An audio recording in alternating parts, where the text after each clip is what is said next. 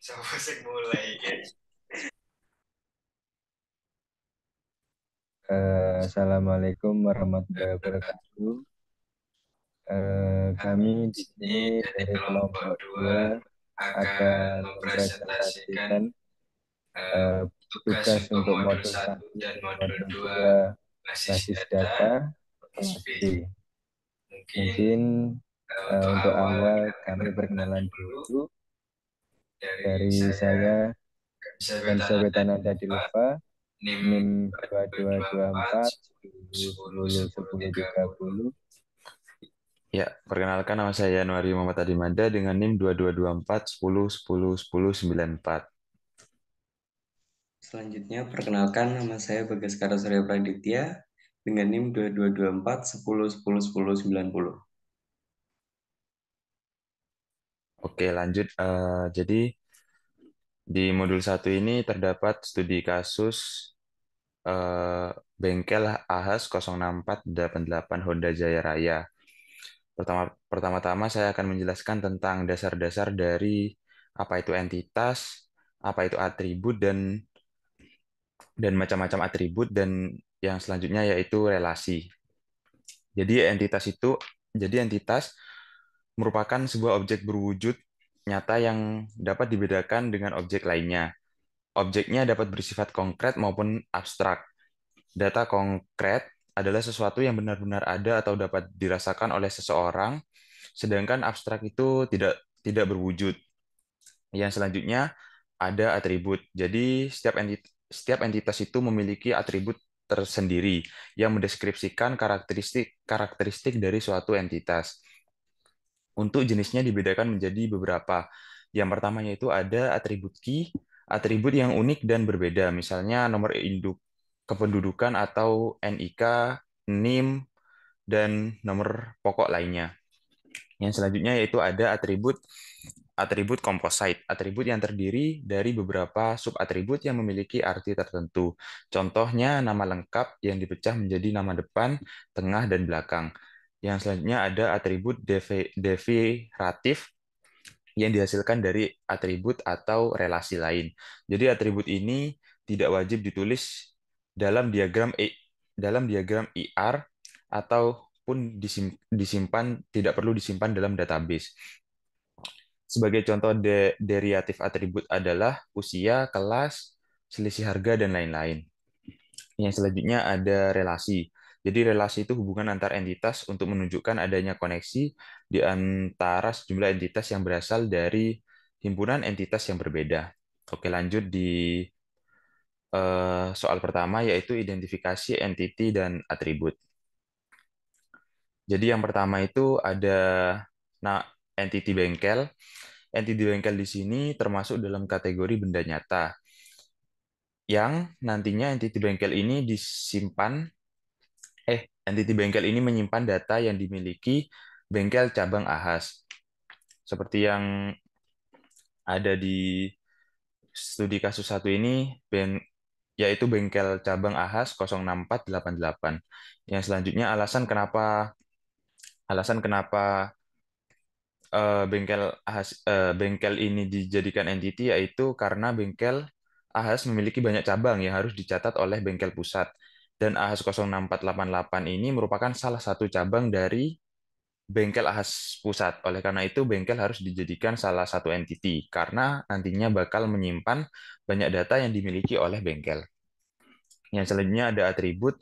Atribut dari bengkel itu setelah kita analisis ada 4, yaitu nama cabang, ID bengkel AHAS, alamat, dan nomor telepon.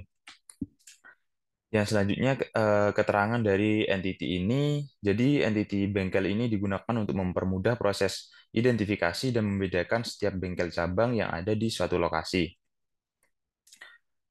Maksudnya di sini kan jadi entity bengkel ini biar mudah kan banyak sub bengkel di suatu lokasi itu pasti banyak sub bengkel. Jadi ada bengkel A, B, C, D. Jadi ini biar lebih mempermudah untuk mengklasifikasi satu persatu. Sedangkan untuk nama cabangnya itu cukup menjadi atribut karena tidak bisa berdiri sendiri sebagai entitas. Lanjut di bentar, ya, yang selanjutnya yaitu ada entity pegawai. Jadi entity pegawai ini masuk ke dalam kategori benda nyata. Dan entity ini sebagai tempat menyimpan data mekanik. Alasan kenapa mekanik atau pegawai ini dijadikan entity karena data diri dari mekanik akan diperlukan oleh si pemilik bengkel dengan maksud untuk memudahkan pemantauan kinerja para mekanik AHA secara individu atau secara satu persatu. Jadi kan di suatu bengkel pasti tidak hanya terdapat satu satu pegawai atau mekanik gitu. Jadi kan misal bisa lebih dari 5 atau 8 orang gitu. Jadi agar bisa lebih mudah buat si pemilik AHAS untuk memantau satu persatu. Jadi yang selanjutnya, selain itu pencatatan dapat memudahkan proses servis kendaraan karena nantinya bakal ada pergantian shift pekerjaan. Bila mana di bengkel itu kan biasanya ada shift pekerjaan dari jam ini ke jam ini gitu. Jadi kalau ada entitas mekaniknya nanti bakal mempermudah. Yang selanjutnya ada atribut dari pegawai. Yang pertama ada nama, ID pegawai, dan nomor telepon pegawai. Yang selanjutnya ketika ada keterangan dari entiti pegawai ini, yaitu ketika ada kendaraan yang akan diservis, otomatis akan ada setidaknya satu mekanik yang akan menyervis kendaraan tersebut. Dengan tujuan untuk mempermudah kerja shift antar mekanik, maka mekanik dapat dijadikan sebagai entiti. Sesuai yang saya jelaskan tadi, salah satu keuntungan dari mengambil pegawai atau mekanik sebagai entity yaitu supaya lebih mudah dalam proses pergantian atau shift saat pekerjaan berlangsung, pekerjaan servis berlangsung. Lanjut di entitas berikutnya yaitu ada entity kendaraan. Kendaraan di sini tergolong ke dalam kategori benda nyata yang berfungsi sebagai tempat penyimpanan data kendaraan yang akan diservis. Alasan kendaraan menjadi entity yaitu karena kendaraan merupakan salah satu objek utama dalam lingkup bengkel. Jadi di bengkel kita pasti menemukan kendaraan yang akan diservis. Dan kendaraan tersebut pasti memiliki spesifikasi yang berbeda satu sama lain.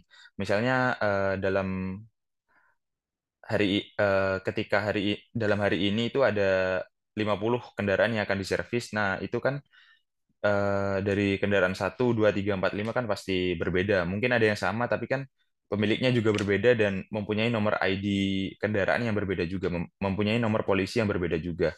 Jadi maka dari itu kendaraan wajib dimasukkan ke dalam entity karena nantinya bakal banyak data yang akan dapat diolah untuk mempermudah dengan tujuan mempermudah entah itu si admin ataupun si pemilik dari bengkel ini. Yang selanjutnya ada atributnya, ada 4, merek kendaraan, nomor polisi, tahun kendaraan, dan warna.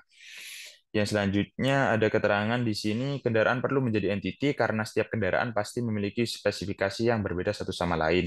Dan setidaknya satu kendaraan dimiliki oleh setidaknya satu pemilik kendaraan. Nah, di sini kan eh, ada orang kan pasti tidak tidak bisa saja orang itu punya lebih dari satu kendaraan gitu dan bisa di servis secara bersamaan. Sedangkan pemilik kendaraan tidak perlu dijadikan atribut dikarenakan sudah menjadi entiti tersendiri. Yang selanjutnya ada entiti barang. Entiti barang ini termasuk ke dalam kategori benda nyata. Deskripsi dari barang ini yaitu untuk menyimpan data parts yang ada di bengkel. Alasan barang dijadikan entity yaitu karena ketika ada parts yang masuk dari gudang, ketika bengkel itu kalau bahasanya itu pulaan, jadi kan banyak part yang harus dicatat gitu. Selain itu, dengan tujuan untuk agar data tersimpan secara rapi dan terstruktur sehingga nantinya akan mempermudah proses pencatatan. Atribut dari barang ini setelah kita analisis ada 4, yaitu jenis barang, nama barang, harga barang, dan stok barang. Yang selanjutnya ada keterangan setiap part memiliki spesifikasi yang berbeda. Ya, di dalam satu bengkel kan pasti banyak tersedia part-part atau barang-barang yang berbeda-beda gitu. Jadi Ketika mencatat penjualan parts, perlu adanya atribut seperti kode, nama, stok, dan harga jual. Entiti barang ini dibuat agar proses pencatatan dan pengelolaan data dapat lebih mudah.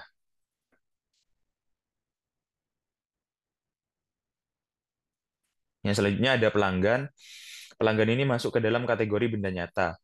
Deskripsi entiti pelanggan ini berfungsi untuk menyimpan data pelanggan yang sedang melakukan servis kendaraan. Alasan pelanggan ini dijadikan entiti yaitu dalam proses transaksi data diri pelanggan menjadi hal yang perlu dicatat. Jadi kan setiap pelanggan, misal di satu hari itu ada 5 pelanggan kan itu setiap pelanggannya pasti memiliki pasti berbeda gitu. Jadi ya, yang selanjutnya ada atribut. Setelah ada 4 atribut.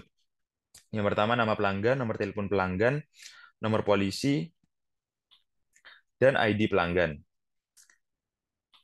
Yang selanjutnya, entiti pelanggan ini dibuat untuk mempermudah verifikasi kendaraan pelanggan yang akan atau sudah diservis. Di atribut nomor polisi kendaraan juga akan menjadi bukti saat pengambilan kendaraan. Atribut nomor telepon pelanggan akan dapat mempermudah admin saat admin bengkel untuk menghubungi pelanggan ketika kendaraan sudah selesai diservis. Kan eh, misalnya kan kalau servis servis itu kan lama, jadi bisa ditinggal terus nanti kalau misal udah selesai itu bisa si admin bengkelnya ini bisa menghubungi si pelanggan ini agar bisa datang ke bengkel untuk mengambil kendaraannya gitu. Yang selanjutnya akan dijelaskan oleh Beta. Oke, selanjutnya adalah entity transaksi ya. Kategori entity transaksi ini termasuk abstrak atau peristiwa dengan deskripsi sebagai tempat penyimpanan data dalam transaksi servis kendaraan. Sementara itu, alasan transaksi ini dijadikan entity karena untuk mengetahui transaksi apa saja yang sudah dilakukan dalam proses servis kendaraan. Kemudian ada atribut ID kendaraan, tanggal transaksi, ID mekanik, nama mekanik, nomor faktur, ID bengkel, dan detail transaksi. Untuk keterangan sendiri, setiap transaksi memiliki detail transaksi yang berbeda, karena itu detail transaksi merupakan atribut dan juga merupakan entity. Jadi pada kasus-kasus servis kendaraan, pasti transaksi itu merupakan hal penting yang perlu dicatat, karena itu menjadi bukti apa saja kegiatan servis yang sudah dilakukan dan mungkin juga transaksi dalam pembelian part-part atau barang-barang yang dibutuhkan dalam proses servis kendaraan. Lanjut. Kemudian nama entity detail transaksi. Kategori sama seperti tadi yaitu abstrak dan juga peristiwa. Untuk deskripsi dari entity ini yaitu untuk menyimpan data yang mengenai detail pembelian dan transaksi pelanggan. Untuk alasan kenapa transaksi ini dijadikan entity yaitu untuk menghindari terjadinya multi value oleh entity transaksi. Karena detail transaksi lebih berfokus pada tanggal pembelian, harga total, harga diskon, ID barang dibeli dan lain-lain. Jadi kenapa detail transaksi ini dijadikan entity baru? Yaitu tadi untuk menghindari terjadinya multi value dengan transaksi yang sudah saya jelaskan di slide sebelumnya. Kemudian untuk atribut sendiri ada jumlah barang, kemudian kode parts atau kode barang, nama parts atau nama barang, harga, total harga, potongan harga, serta nomor polisi kendaraan. Untuk keterangan sendiri, entity ini merupakan lipatan dan hasil. Kemudian untuk atribut detail transaksi itu ada jumlah barang, kode parts atau kode barang, nama parts atau nama barang, harga barang, total harga, potongan harga, dan juga nomor polisi kendaraan. Untuk keterangannya sendiri, entity ini merupakan entity yang digunakan untuk mengidentifikasi dan membedakan setiap detail transaksi pelanggan AHAS entity ini dibuat agar proses pengelolaan data lebih mudah. Jadi untuk detail transaksi ini sudah dijelaskan berfokus pada tanggal pembelian. Jadi kan pada bon atau struk kita servis kendaraan itu kan dicatat tanggalnya ya, agar kita tahu mungkin untuk servis berikutnya itu tanggal berapa dan lain sebagainya. Lanjut. Jadi untuk selanjutnya kita akan membahas soal 2 yaitu mengenai multi value atribut dan redundant atribut. Lanjut. Jadi sebelum masuk ke sini saya akan jelaskan terlebih dahulu yang untuk multi value atribut itu adalah atribut atau sekelompok atribut yang berisi sebuah entity yang bisa menampung banyak nilai. Multi value atribut ini bisa dikeluarkan jadi entity dan berdiri menjadi entity sendiri. Contohnya pada kasus tadi transaksi dan juga detail transaksi. Kemudian untuk redundansi data adalah duplikasi data dalam beberapa file data sehingga data yang sama disimpan di dalam lebih dari satu lokasi. Yang pertama untuk multi value dan redundant adalah detail transaksi. Sudah saya jelaskan tadi kenapa ini termasuk multi value ya karena tadi menghindari terjadinya multi value yang ada pada transaksi. Jadi disebut identifikasi multi value dan redundant. Kategori sama seperti tadi abstrak atau peristiwa, deskripsi dan sampai keterangan sama seperti di slide-slide yang tadi. Lanjut. Kemudian yang kedua dari multi value atribut dan redundant atribut adalah jenis barang. Kategori ini merupakan abstrak atau peristiwa dengan deskripsi untuk menyimpan data detail jenis barang yang dibeli oleh pelanggan yang melakukan servis di AHAS atau gerai AHAS. Alasan dijadikan entity karena untuk menghindari terjadinya multi value atribut oleh entity barang. Karena jenis barang lebih berfokus pada ID barang. Oleh karena itu, jenis barang dicatat sebagai entity sendiri untuk memudahkan dalam proses pengolahan data. Untuk atribut sendiri ada 3, nama barang, deskripsi, dan juga kode barang. Kemudian keterangannya adalah entity ini merupakan entity yang digunakan untuk mengidentifikasi dan membedakan setiap detail jenis barang yang dipilih oleh pelanggan AHAS. Entity ini dibuat agar proses pengelolaan data penjualan dapat lebih mudah. Jadi yang dijelaskan oleh Mada tadi kan barang di suatu gerai, contohnya AHAS itu kan beragam.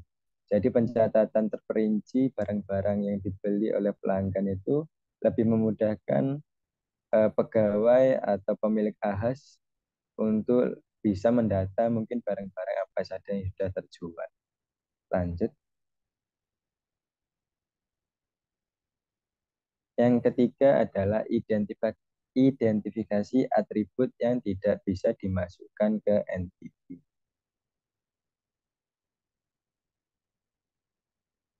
Jadi untuk identifikasi atribut yang tidak bisa dimasukkan ke entity itu biasanya berlaku pada relasi many to many, di mana banyak data pada sebuah tabel memiliki relasi ke banyak data juga pada tabel yang lainnya. Pada kasusnya itu seperti peminjaman buku siswa itu kan ada siswa yang minjamnya satu buku, ada siswa yang minjamnya lebih dari satu buku. Nah itu salah satu contoh untuk relasi many. Jadi dalam kasus bengkel ini identifikasi atribut yang tidak bisa dimasukkan ke entity adalah harga. Entitinya barang. Alasan tidak dijadikan atribut di entity terkait karena harga merupakan atribut yang sewaktu-waktu dapat berubah. Oleh karena itu harga tidak dapat dimasukkan ke dalam atribut barang agar memudahkan proses penjualan. Jadi kita pasti tahu ya dalam penjualan dari segi apapun, dalam bidang apapun, harga itu tidak bisa diperkirakan. Jadi kenapa ini tidak dicatat dalam entity ya? Agar tujuan memudahkan pendataan. Karena sekali lagi harga itu tidak bisa terpatok atau harganya itu saja. Lanjut. Kemudian adalah primary UID dan secondary UID. Jadi saya jelaskan terlebih dahulu ya, untuk primary UID itu adalah variabel yang tetap yang tidak bisa diubah-ubah lagi dengan ciri khas tertentu. Pada kasusnya itu kayak warga Indonesia kan punya NIK ya. Itu udah pasti tidak bisa diubah-ubah lagi. Udah tetap sampai ya nanti. Kemudian untuk secondary UID itu untuk mengidentifikasi variabel lain namun hanya sebagai opsi kedua setelah primary UID. Jadi primary UID itu opsi pertama.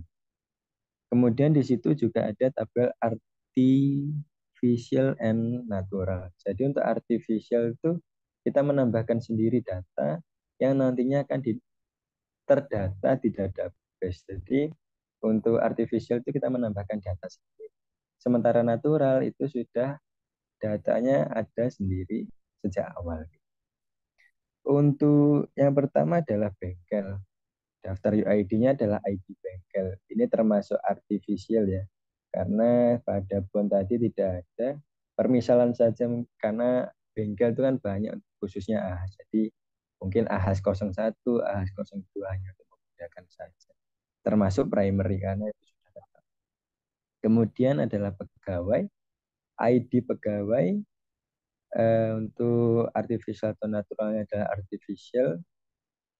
Contohkan seperti tadi juga pegawai 1, pegawai 2, pegawai 3. Untuk primary-nya, untuk primary atau secondary-nya termasuk primary.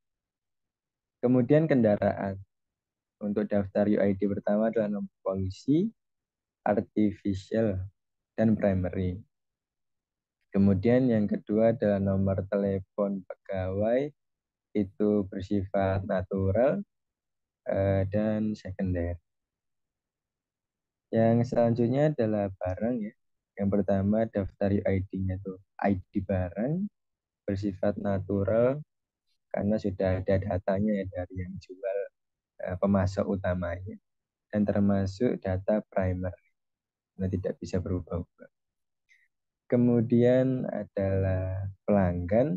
Yang pertama daftar UID-nya adalah ID pelanggan bersifat artificial ya karena dalam pendataan transaksi itu kan kita hanya membuatlah pelanggan 1, pelanggan 2 hanya untuk memudahkan sekali lagi dalam proses transaksi. Kemudian bersifat primary atau tidak bisa diubah-ubah karena ya satu pelanggan juga servisnya ya motor itu. Nggak mungkin satu pelanggan itu servis motornya orang lain ya agak aneh juga. Kemudian yang kedua adalah daftar UID nomor telepon pelanggan. Ini bersifat natural ya, karena ya asli dari pelanggannya juga. Namun bersifat secondary. Kemudian adalah transaksi. Yang pertama daftar UID, ID transaksi bersifat artificial. Kemudian bersifat juga primary. Yang nomor 2 untuk daftar UID-nya adalah nomor faktur bersifat natural ya. Diketahui sendiri kalau nomor faktur itu kayak contohnya kasus bengkel tadi 05103214 itu sudah asli ya dari gerai AHAS-nya sendiri. Kemudian untuk sifatnya bersifat secondary. Yang terakhir adalah detail transaksi. Untuk daftar UID pertama adalah ID detail transaksi. Ini bersifat artificial untuk pertama. Dan sifat yang kedua adalah primary. Karena udah nggak bisa diubah lagi. Kemudian daftar UID yang kedua adalah ID barang. Bersifat natural sekali lagi karena udah ada datanya. Kemudian sifat selanjutnya adalah secondary. Lanjut. Nah, ini akan diterangkan lebih lanjut oleh teman saya, Mada.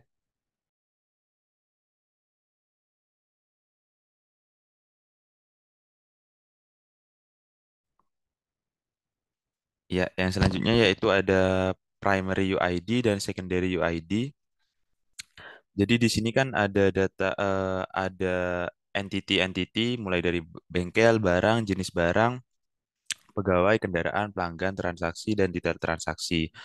Jadi barang dan bengkel kan punya relationship, punya hubungan. Jadi kan di bengkel itu pasti ada barang. Bengkel dengan jenis barang itu di bengkel kan pasti ada, di bengkel ahas tadi kan pasti pasti ya, jadi ya yang selanjutnya ada primary UID dan secondary UID. Jadi ya, yang ditandai hitam-hitam ini itu memiliki relationship atau hubungan. Misalnya di sini barang dengan jenis barang. Barang sendiri kan pasti memiliki beberapa tipe, beberapa keunikan gitu. Jadi barang kan ya memiliki beberapa jenis. Yang selanjutnya ada bengkel dengan detail transaksi. Di bengkel AHAS tadi kan ada transaksi di sana. Nantinya kan si pelanggan itu pasti mendapatkan detail transaksinya yang termasuk di relationship. Yang selanjutnya ada barang dan detail transaksi. Nah, di detail transaksi itu nantinya bakal bakal tertulis barang-barang, detail-detail barang yang dibeli oleh si pelanggan. Yang selanjutnya ada pegawai dan transaksi. Si pegawai ini nantinya kan ada seperti admin gitu di AHAS, di bengkel AHAS yang nantinya bakal mencatat transaksi si pelanggan. Yang selanjutnya kendaraan dan pelanggan. Jadi kendaraan ini kan dimiliki oleh pelanggan. Nantinya si pelanggan ini kan menservis mod kendaraannya ini ke AHAS. Yang selanjutnya ada kendaraan dan transaksi. Kendaraan ini memiliki relationship juga dengan transaksi, yaitu ketika transaksi ketika ketika kita menyervis kendaraan, nantinya kan bakal terjadi transaksi di bengkel tersebut. Yang terakhir ada transaksi dan detail transaksi. Jadi setiap transaksi kan pasti ada detail-detailnya gitu. Misalnya si A membeli membeli barang barang A, spare part B, barang B, spare part A, itu nanti bakal tertulis di detail transaksi. Oke, yang selanjutnya itu di modul 2 soal nomor 2 yaitu study case bengkel. Tetap study case-nya seperti di modul pertama. Jadi di sini kita harus memberi nama relationship antara entity-entity bengkel ahas. Di sini yang pertama ada jenis barang dan barang. Jadi jenis barang itu terdapat menjadi menjadi bagian dari barang. Kan barang memiliki banyak jenis. Yang selanjutnya barang memuat jenis barang. Eh, Seperti yang pertama tadi, barang kan memiliki banyak jenis yang terdapat di bengkel ahas tersebut. Yang selanjutnya ada detail transaksi dengan barang. Jadi detail transaksi itu memuat barang. Memuat di sini itu artinya kan detail transaksi itu di detail transaksi kan ada barang apa aja yang dibeli oleh si pelanggan. Yang selanjutnya barang dengan detail transaksi sama, tetapi di sini dibalik barang dimuat oleh detail transaksi. Penjelasannya sama dengan yang pertama tadi. Untuk yang ketiga transaksi dan pegawai. Jadi transaksi itu dimuat oleh pegawai. Pegawai di sana kan tugasnya untuk memuat transaksi apa saja dan mencatat transaksi apa aja yang ada. Yang selanjutnya ada transaksi dengan kendaraan. Transaksi juga memuat detail-detail data dari kendaraan. Kendaraan yang dimaksud di sini yaitu kendaraan yang akan diservis oleh si pelanggan. Di sini ada juga pelanggan memiliki kendaraan. Pelanggan relationship dengan kendaraan. Di sini itu artinya memiliki si pelanggan kan pasti membawa kendaraan ke bengkelnya. Jadi relationship-nya itu kendaraan itu dimiliki oleh si pelanggan. Mungkin itu aja untuk beri nama relationship. Yang selanjutnya akan dilanjutkan oleh teman saya Bagaskara. Oke, yang selanjutnya adalah optionally entity yang terlibat. Mungkin next. Pertama-tama aku akan menjelaskan apa itu optional entity ya. Optional entity sendiri adalah jenis entitas atau objek yang tidak harus selalu ada dalam sebuah sistem atau struktur data. Optional entity sendiri memiliki hubungan dengan entity lainnya dan dapat memiliki atribut sendiri, seperti pada umumnya. Namun perbedaannya adalah optional entity tidak selalu diperlukan untuk mengidentifikasi atau merepresentasikan data yang terkait dengannya. Selanjutnya adalah optional entity yang terlibat. Yang pertama adalah relationship barang dengan jenis barang. Optionality barang wajib karena setiap barang harus terdiri dari setiap jenis untuk memudahkan klasifikasi barang.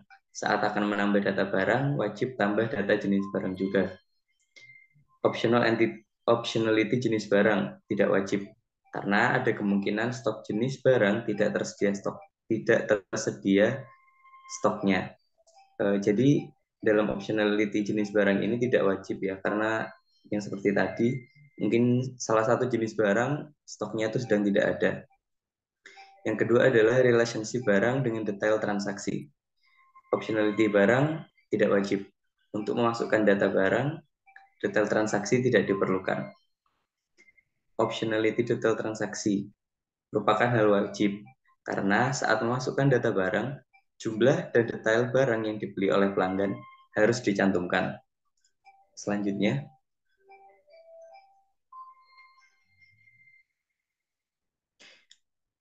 yang selanjutnya adalah nomor 3. Nomor 3 adalah relationship kendaraan dengan pelanggan. Optionality kendaraan tidak wajib.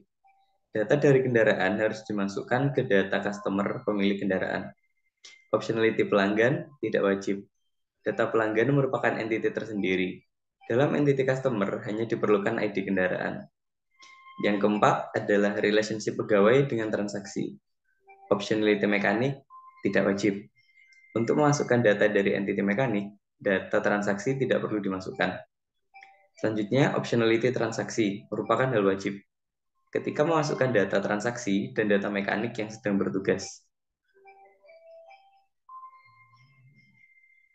Selanjutnya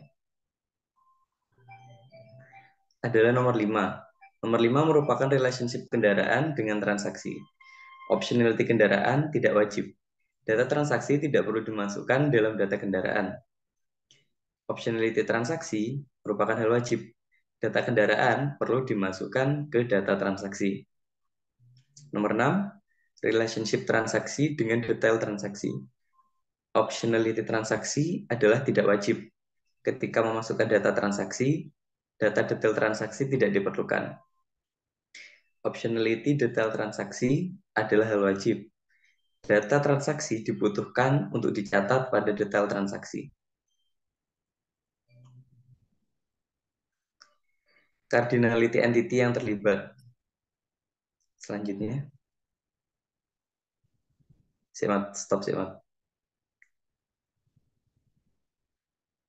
Itu. Yang selanjutnya adalah cardinality entity. Mungkin aku akan menjelaskan sedikit ya. Cardinality dalam sistem adalah sebuah kok lali coba.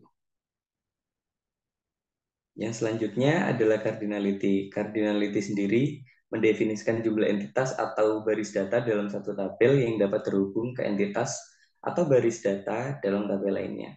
Cardinality sendiri ada 3 umumnya yang digunakan dalam sistem basis data.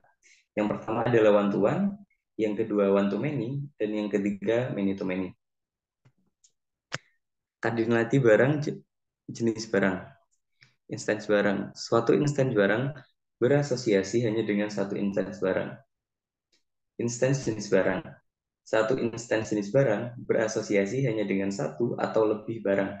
Contohnya, jenis barang yaitu oli bisa berasosiasi dengan barang yang memiliki nama merek oli lebih dari satu. One to many. One di sisi jenis barang atau satu jenis barang bisa diisi oleh banyak barang. Selanjutnya adalah kardinality barang, detail transaksi. Instance barang, satu instance barang berasosiasi dengan satu instance detail transaksi. Instance detail transaksi. Satu instance detail transaksi berasosiasi dengan satu atau lebih instance barang. Hal ini merupakan one to many. One di sisi jenis barang, many diisi detail transaksi karena ketika transaksi berlangsung bisa mengambil beberapa kata dari barang. Sedangkan data barang belum tentu akan termuat dikarenakan tidak sedang mengalami transaksi. Oke, selanjutnya.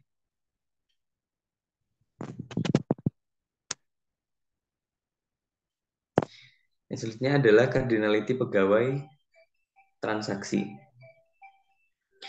Instance mekanik. Satu instance mekanik berasosiasi dengan satu atau lebih instance transaksi. Instance transaksi, satu instance transaksi berasosiasi hanya dengan satu instance mekanik. Dari sini termasuk ke dalam one to many. One di sisi transaksi, many di sisi mekanik. Setiap akan melakukan transaksi, maka harus mengambil UID dari entity mekanik. Selanjutnya, cardinality kendaraan dengan customer. Instance kendaraan. Satu instance kendaraan berasosiasi hanya dengan satu instance customer. Instance customer, satu instance pelanggan berasosiasi dengan satu atau lebih instance kendaraan yang merupakan one to many.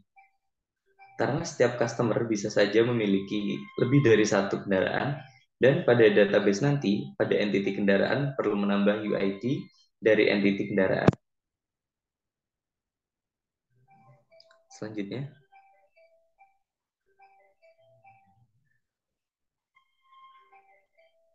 Selanjutnya adalah cardinality kendaraan dengan transaksi. Instance kendaraan. Satu instance kendaraan berasosiasi hanya dengan satu instance transaksi. Instance detail transaksi. Satu instance detail transaksi berasosiasi dengan satu instance kendaraan, di mana hal tersebut merupakan one-to-one. Setiap detail transaksi pastinya hanya akan memuat satu data dari entity kendaraan, sedangkan kendaraan yang lainnya akan dimuat pada entity detail transaksi yang berbeda. Selanjutnya adalah cardinality kendaraan dengan detail transaksi. Instance transaksi. Satu instance transaksi berasosiasi dengan satu instance detail transaksi. Instance detail transaksi. Satu instance detail transaksi berasosiasi dengan banyak instance transaksi, di mana hal tersebut merupakan one to many. One di sisi transaksi, many di sisi mekanik. Setiap akan melakukan transaksi, maka harus mengambil UID dari entity mekanik.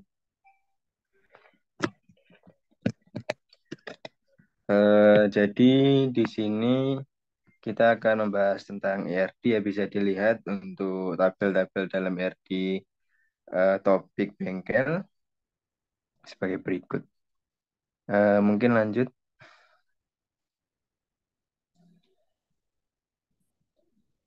Kemudian adalah membaca relationship menggunakan ERDs. Lanjut.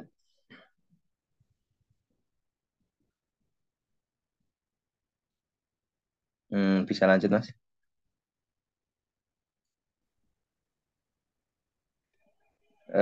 Jadi untuk selanjutnya adalah sebagai berikut. Yang pertama, barang dan jenis barang. Untuk barang itu setiap variabel barang harus dan mempunyai setidaknya satu jenis barang. Kemudian untuk jenis barang sendiri, setiap variabel satu jenis barang bisa dimiliki oleh satu atau lebih barang. Yang kedua adalah relationship antara barang dan detail transaksi. Untuk barang, setiap satu variabel barang bisa dimuat dalam satu atau lebih untuk variabel detail transaksi. Yang kedua, untuk detail transaksi, setiap satu instance detail transaksi hanya bisa memuat satu variabel barang. Yang ketiga, relationship antara pegawai dan transaksi. Untuk pegawai sendiri, setiap satu pegawai bisa dimuat satu atau lebih dalam transaksi. Kemudian untuk transaksi, satu data transaksi hanya bisa dimuat oleh satu data pegawai. Yang keempat, relationship antara kendaraan dan juga pelanggan. Untuk kendaraan sendiri, setiap satu variabel kendaraan harus dan hanya memiliki satu pelanggan. Untuk pelanggan, setiap satu customer bisa memiliki satu atau lebih kendaraan yang diservis. Yang kelima adalah relationship antara kendaraan dan transaksi. Untuk kendaraan sendiri, setiap satu kendaraan harus ada pada satu transaksi. Untuk transaksi sendiri, satu transaksi hanya akan memuat satu kendaraan. Kemudian yang keenam atau yang terakhir, transaksi dengan detail transaksi. Untuk transaksi sendiri, setiap satu transaksi bisa dimuat dalam beberapa detail transaksi. Sementara detail transaksi, setiap satu detail transaksi hanya dan bisa memuat satu tanggal transaksi saja.